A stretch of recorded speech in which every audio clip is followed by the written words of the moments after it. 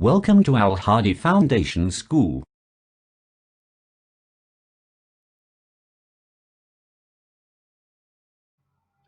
Bismillahirrahmanirrahim. Assalamu alaikum dear students. Students, today we are going to start our maths lecture from chapter number 6, direct and inverse variation, book page number 72. आज हम chapter number 6 start करने जा रहे हैं जो है direct and inverse variation. तो in this unit students will learn, इस चैप्टर में स्टूडेंट्स क्या सीखेंगे about the concept of direct and inverse variation and continued ratio, के डायरेक्ट और इनवर्स वेरिएशन क्या होती है, उसका कॉन्सेप्ट क्या है, इसके अलावा कॉन्टिन्यूड रेशियो क्या है।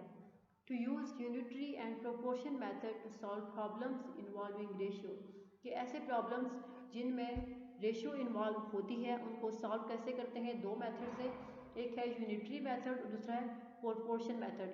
तो दोनों मेथड से हम ऐसे प्रॉब्लम्स को कैसे सॉल्व कर सकते हैं जिनमें रेशियोज इन्वॉल्व हो रही हों।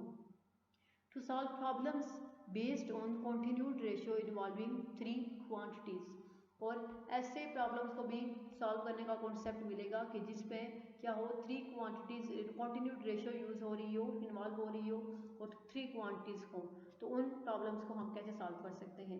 Number 4 is to solve problems based on speed, time and distance, और ऐसे प्रॉब्लम्स जो कि स्पीड, टाइम या फिर डिस्टेंस पे बेस कर रहे हो तो हम उन प्रॉब्लम्स को कैसे सॉल्व करेंगे। ये इस चैप्टर के लर्निंग आउटकम्स है। नेक्स्ट है मैथ्स फ्लैश। मैथ्स फ्लैश में जो नंबर 1 क्वेश्चन है वह what is the ratio of the weights of 2 trunks weighing 40 kg and 55 kg, के दो ट्रंक्स से उनके वजन में जो रेशियो फाइंड करनी है, उस एक के जो वेट है वो 40 kg है और दूसरे का 55 kg है। तो इन दोनों में रेशियो कैसे फाइंड करेंगे कि 40 और 55 को हम डिवाइड करेंगे, 40 डिवाइडेड बाय 55 डिवाइड जब करेंगे तो ये दोनों जो हैं वो 5 के मल्टीपल से 5 के टेबल से कैंसिल होंगे, तो 8 डिवाइडेड बाय 11 आएगा, तो 8 रेशियो 11, 8 तो 11 रेशियो होगी इसमें। लिस्ट 2 प्रोपोर्शनल रेशियोज फॉर 3:4, कि हमारे पास दो रेशियो गिवन है 3:4, और उसके लिए कहते हैं कि दो प्रोपोर्शनल रेशियोज जो है खुद बनाएं। प्रोपोर्शनल रेशियोज क्या होगी, अगर हम 3:4 होगा कि 6 और 8, ठीक है, 6 और 8 हो तो जब हम उसको 2 के टेबल से कैंसिल करेंगे तो आंसर क्या होगा 3 और 4, और अगर 9 और 12 हो तो उसको भी जब हम 3 के टेबल से कैंसिल करेंगे तो आंसर क्या आएगा 3 and 4। इट्स मीन जो दो प्रोपोर्शनल रेशियोज है वो क्या है, एक 6:8 और दूसरी 9:12। Identify the greater ratio out of 3:7 and 4:8। यहाँ पे दो रेशियोज गिवन है, एक है 4:8 और दूसरी है 3:7। इन दोनों में से हमने बड़ी रेशियो को आइडेंटिफाई करना है, तो बड़ी कौन सी होगी 4:8। In day to day life one often hears people using phrases, ठीक है, कि हमारी जो रोज़मर्रा की ज़िंदगी है कि हम अक्सर सुनते हैं कि लोग डिफरेंट फ्रेजेस यूज़ करते हैं, डिफरेंट जो है वो जुमले बोलते हैं, जैसे कि मोर जॉब्स मोर एम्प्लॉयमेंट, ज़्यादा जॉब्स तब होगी अब ज़्यादा हमारे पास क्या होंगे, रोज़गार के मौके होंगे तो ज़्यादा लोग जॉब कर सकते हैं। मोर स्ट्राइक्स लेस प्रोडक्शन, कि ज़्यादा अगर हड़ताल होगी तो प्रोडक्शन जो पैदावार होगी वो कम हो जाएगी। नो पेन नो गेन, अगर आपको mean no pain no gain mean ये ऐसा फ्रेज़ है कि अगर आपको कोई डर नहीं मिलेगा, आप मेहनत नहीं करेंगे तो आप कुछ भी हासिल नहीं कर सकेंगे, ठीक है। अगर आप अपनी जान पे खुद पे तकलीफ बर्दाश्त नहीं करेंगे, दर्द बर्दाश्त नहीं करेंगे, मेहनत नहीं करेंगे तो आप कुछ भी हासिल नहीं कर सकते। मोर टॉक लेस एक्शन, ज़्यादा बातें जो करते हैं कि वो काम कम करते हैं, ठीक है। मोर टॉक लेस एक्शन, वो आपने मुहावरा सुना होगा और पढ़ा भी है कि जो गरजते हैं वो बरसते नहीं, मीन्स वही बात कि ज़्यादा बातें करने वाले काम कम करते हैं। Some of our own experiences tell us, हमारे बहुत सारे तजुर्बात जो हैं वो हमें बताते हैं। तो फास्टर वी ड्राइव, अगर हम तेज़ ड्राइव करते हैं, ठीक है, the lesser time we take to cover a given distance, तो हमारा जो गिवन डिस्टेंस होता है हम उसको कम टाइम में कवर कर लेते हैं। अगर हम तेज़ ड्राइव कर रहे हैं, ठीक है, तो जो हमारा डिस्टेंस होगा वो कम टाइम में हम उसको कंप्लीट कर लेंगे। The efficiency of a machine decreases with time, कि एक जो एफिशिएंसी होती है मशीन की, मुस्तैदी तेज़ी से काम करने की जो एबिलिटी होती है वो वक्त के साथ साथ कम होती रहती है, एंड सो ऑन। और ऐसे ही if one analysis these statements, अगर कोई बंदा इन स्टेटमेंट्स को एनालाइज करे, उनका जायज़ा ले, वन रियलाइजेज दैट, तो वो महसूस करेगा अ change in one quantity brings about a change in the other, कि अगर एक क्वांटिटी में चेंज आएगा, कोई तब्दीली आएगी, तो वो चेंज जो है वो दूसरी क्वांटिटी में भी मस्ट कोई ना कोई चेंज लाएगा। ठीक है, अगर एक क्वांटिटी में कोई चेंज होगा तो वो मस्ट जो है वो दूसरी क्वांटिटी जो होगी उसमें भी कोई ना कोई चेंज आएगा। हैंस इसलिए if two quantities are related, अगर दो क्वांटिटीज़ आपस में रिलेटेड हों, ठीक है, so that a change in one causes a corresponding change in the other, इस तरह से कि अगर एक में कोई चेंज आए, कोई तब्दीली आए, तो वो वजह बने, ऐसे ही करस्पॉन्डिंग दूसरे में भी वही चेंज आए। It means one varies as the other, इसका मतलब ये है कि वन एक क्वांटिटी जो है वो दूसरी के साथ साथ चल रही है, दूसरी के साथ चेंज हो रही है। There are two types of variations, तो दो टाइप्स की चेंजेस होती हैं। ठीक है, वेरिएशंस टू टाइप्स की होती हैं, direct variation and inverse variation. अब ये है कि इन्वर्स वेरिएशन क्या होती है, सॉरी वेरिएशन क्या होती है, डायरेक्ट वेरिएशन क्या होती है। व्हेन एन इंक्रीज और डिक्रीज, अगर इन वन क्वांटिटी, अगर एक क्वांटिटी में कमी होगी तब भी, या फिर इजाफा होगा तब भी, यानी अगर एक क्वांटिटी में इंक्रीज हो तब भी या डिक्रीज हो तब भी, लीड्स टू एन इंक्रीज और decrease in the other quantity, तो दूसरी क्वांटिटी में, अगर एक क्वांटिटी में इंक्रीज है तो दूसरी क्वांटिटी भी इंक्रीज होनी चाहिए। ठीक है, अगर एक क्वांटिटी इंक्रीज हो रही है तो उसके मुताबिक दूसरी क्वांटिटी भी इंक्रीज होनी चाहिए। These quantities are in direct variation, तो वो दोनों क्वांटिटीज आपस में डायरेक्ट वेरिएशन होगी या वेरिएशन टू ईच अदर। ठीक है, अगर एक क्वांटिटी इंक्रीज हो रही है दूसरी भी इंक्रीज हो, इट्स मीन वो क्या है, डायरेक्ट प्रोपोर्शन है। लेकिन अगर एक इंक्रीज हो रही है दूसरी डिक्रीज होगी तो इट्स मीन वो क्या है, इनवर्स वेरिएशन है। तो ये inverse variation, sorry direct variation की डेफिनेशन है, व्हेन एन इंक्रीज और डिक्रीज, अगर इंक्रीज हो रहा है तो दूसरे में भी इंक्रीज होना चाहिए, और अगर डिक्रीज हो रही है तो दूसरी भी डिक्रीज ही होनी चाहिए। व्हेन एन इंक्रीज और decrease in one quantity leads to an increase और decrease in the other quantity, these quantities are in direct variation or variation to each other. If A ratio B is directly proportional to C ratio D, अगर A ratio B जो है वो direct proportional है C ratio D की, तो then इसका मतलब ये हुआ कि A over B is equal to C over D, A और B दोनों रेशियोज आपस में क्या होंगी, इक्वल होंगी। Look at this example of direct variation, direct variation की कुछ मजीद एग्जांपल्स हैं, वो क्या है, देखिए फर्स्ट है time and distance. Time and distance, the longer a car is driven, ठीक है, वक्त और फासले में क्या वेरिएशन है, टाइम और डिस्टेंस में क्या वेरिएशन होगी। The longer a car is driven at constant speed the more distance it will cover, कि जितनी भी ज़्यादा आप कार को ड्राइव करेंगे, जितना भी चलाएंगे उसको एक ही स्पीड पे, तो वो इतना ज़्यादा डिस्टेंस कवर करेगी। जितना आप ज़्यादा उसको चलाते जाएंगे इतना ज़्यादा डिस्टेंस का कवर होता जाएगा, जितना चलाएंगे उतना ही डिस्टेंस कवर होगा। The longer the distance a news boy has to cover, the more time he will take. और एक जो न्यूज़ बॉय है, ठीक है, जो कि न्यूज़पेपर्स डिस्ट्रीब्यूट कर रहा है, जितना लंबा डिस्टेंस वो कवर करेगा इतना ही ज़्यादा टाइम वो लेगा। जितना भी वो लंबा डिस्टेंस कवर करेगा ज़्यादा टाइम उसका ज़्यादा लगेगा। नेक्स्ट है दस time and distance have direct variation, इसलिए वक्त और फासला दोनों आपस में डायरेक्ट वेरिएशन है। इफ वन इंक्रीज, अगर एक इंक्रीज होगा तो दूसरा भी इंक्रीज होगा, और अगर एक डिक्रीज होगा तो दूसरा भी डिक्रीज होगा। नेक्स्ट है people and puzzles, sorry people and pizzas. इसी तरह the more people there are at a party, अगर एक पार्टी है उसमें ज़्यादा लोग होंगे, the more pizzas will be needed, तो उस पार्टी में जो पिज़्ज़े होंगे वो ज़्यादा चाहिए होंगे। अगर लोग ज़्यादा हैं तो पिज़्ज़े भी ज़्यादा ही चाहिए होंगे। तो ये भी डायरेक्ट वेरिएशन की एग्जांपल है। Length and area, the longer a table the greater will be it's area, अगर एक टेबल ज़्यादा लंबा होगा तो वो ज़्यादा एरिया भी ज़्यादा ही लेगा। ठीक है, जितना लंबा वो खुद होगा इतना ही लंबा और ज़्यादा उसका एरिया भी होगा। 10 लेंथ एंड एरिया और इन डायरेक्ट वेरिएशन, इसलिए एरिया और लेंथ भी आपस में डायरेक्ट वेरिएशन है। नेक्स्ट है डायरेक्ट एंड इनवर्स वेरिएशन, कि डायरेक्ट और इनवर्स होती क्या है, उसमें डिफरेंस क्या है। Read the following examples carefully, examples को गौर से पढ़ें। To make more cups of chocolate mouse, ठीक है, कि ज़्यादा कप्स मज़ीद जो है वो चॉकलेट माउस के कप बनाने के लिए I will need more milk, हमें ज़्यादा दूध चाहिए होगा।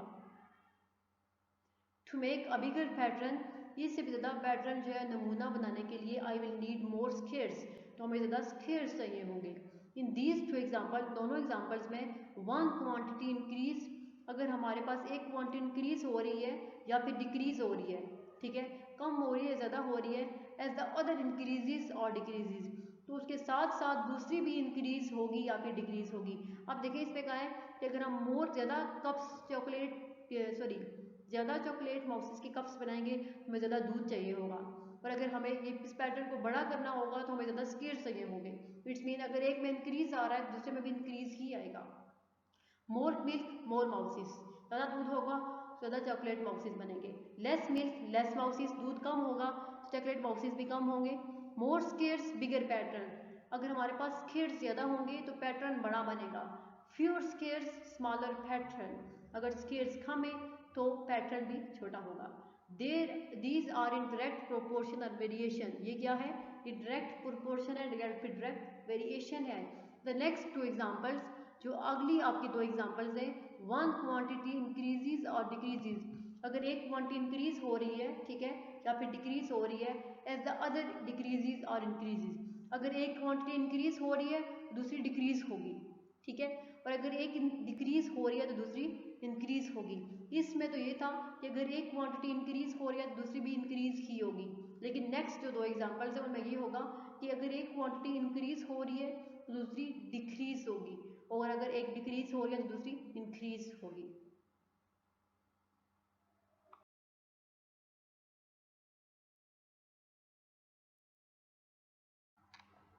देखिए अब नेक्स्ट टू एग्जांपल्स कौन से हैं। मोर होमवर्क लेस प्ले टाइम, अगर होमवर्क ज़्यादा होगा आपके पास, आपका जो आपने घर से काम करना है होमवर्क वो ज़्यादा है तो लेस प्ले टाइम, खेलने के लिए टाइम कम होगा। लेस होमवर्क, अगर काम कम है, मोर प्ले टाइम, तो खेलने के लिए जो वक्त है वो ज़्यादा है। अब देखें एक बढ़ रहा है, होमवर्क जो है वो ज़्यादा है तो प्ले टाइम लेस होगा, ठीक है, और अगर होमवर्क लेस है तो प्ले टाइम ज़्यादा होगा।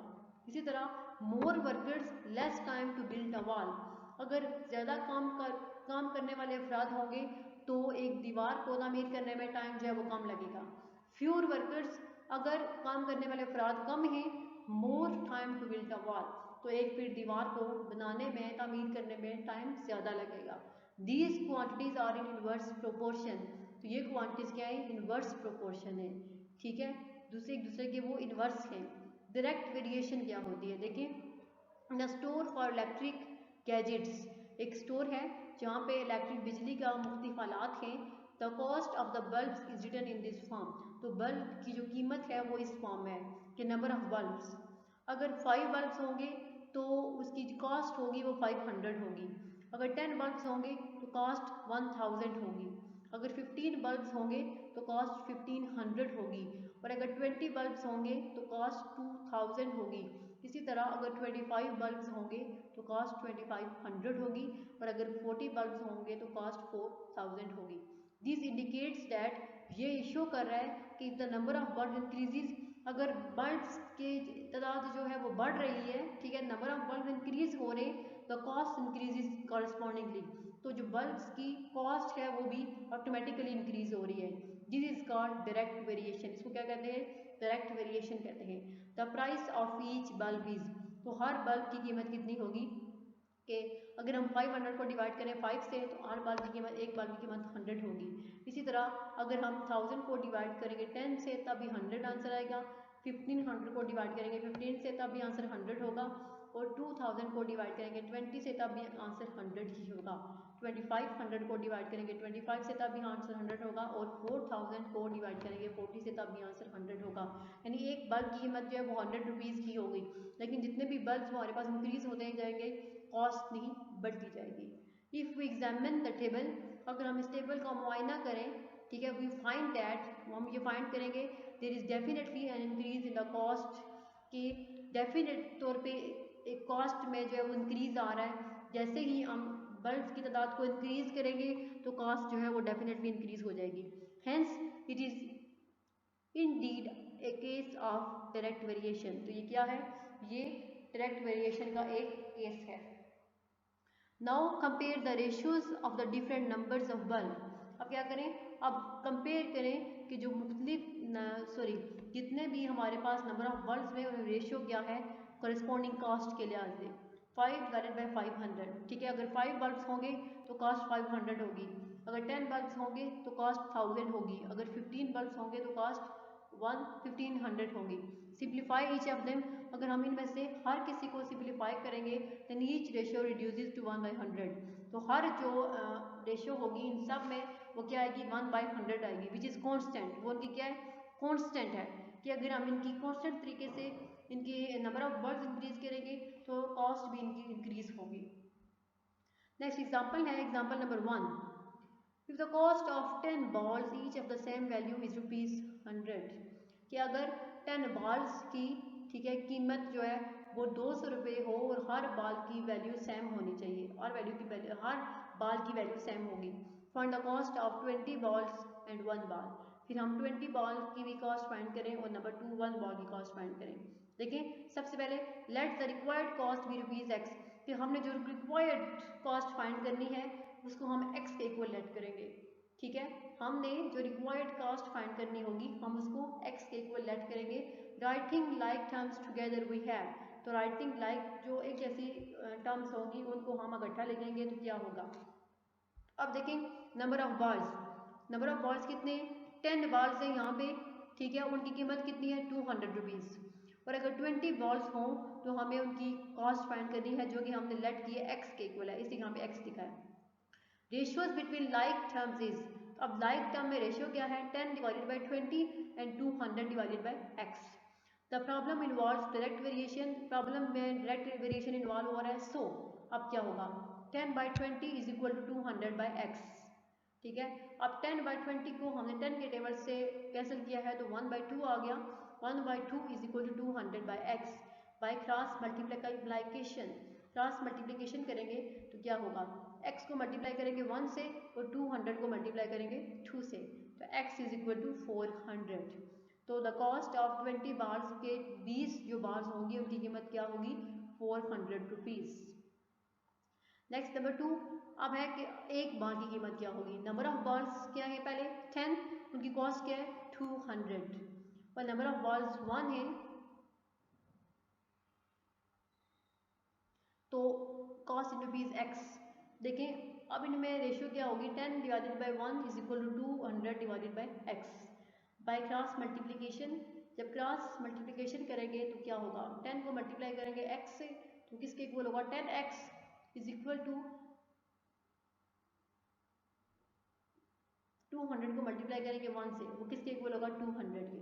तो अब ये 10 जो है वो x के साथ मल्टीप्लाई हो रहा है, जब इस साइड पे जाएगा तो वो 200 के साथ डिवाइड होगा तो x is equal to 200 by 10। तो 10 को जब हम डिवाइड करेंगे 200 से तो आंसर आएगा 20। The cost of 1 ball is ₹20, तो एक बॉल की कॉस्ट क्या होगी वो 20 रुपीज़ होगी। These quantities use in everyday life, ये क्वान्टिटी जो है वो हमारी रोज़मर्रा की ज़िंदगी में यूज़ होती हैं और ऑफर रिटर्न एज रेशियोज, पर हम रेशियोज को अक्सर तौर पर ऐसे लिख सकते हैं 10/20 एंड 200/x। अब देखें क्विक रेफरेंस क्या है इंक्रीज, ठीक है, अगर ए जो है वो इंक्रीज हो रही है तो बी भी इंक्रीज होगी, यानी अगर एक क्वांटिटी इंक्रीज हो रही है दूसरी भी इंक्रीज हो तो वो डायरेक्ट वेरिएशन होता है। अगर एक क्वांटिटी डिक्रीज हो रही है दूसरी भी डिक्रीज हो तो वो होता है डायरेक्ट वेरिएशन, ठीक है। लेकिन अगर एक इंक्रीज हो रही है, ठीक है, एक क्वांटिटी इंक्रीज हो रही है और दूसरी decrease, it's mean it is inverse variation. इसी तरह अगर एक क्वांटिटी डिक्रीज हो रही है तो बी इंक्रीज है, it's mean it is also an inverse variation. अगर दोनों क्वांटिटी सेम होंगी तो इट्स मीन डायरेक्ट वेरिएशन, अगर दोनों क्वांटिटीज चेंज होंगी तो it's mean it is an inverse variation.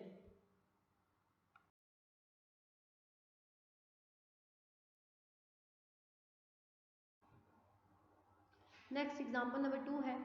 Example number 2 देखें, the cost of a 3 metre piece of embroidered fabric is ₹1500, के 3 मीटर पीस है एम्ब्रॉयडर्ड फैब्रिक, यानी जो कपड़ा है उस पर एम्ब्रॉयडरी का काम हुआ है, उस कपड़े की कीमत जो है वो है 1500 और 3 मीटर पीस है।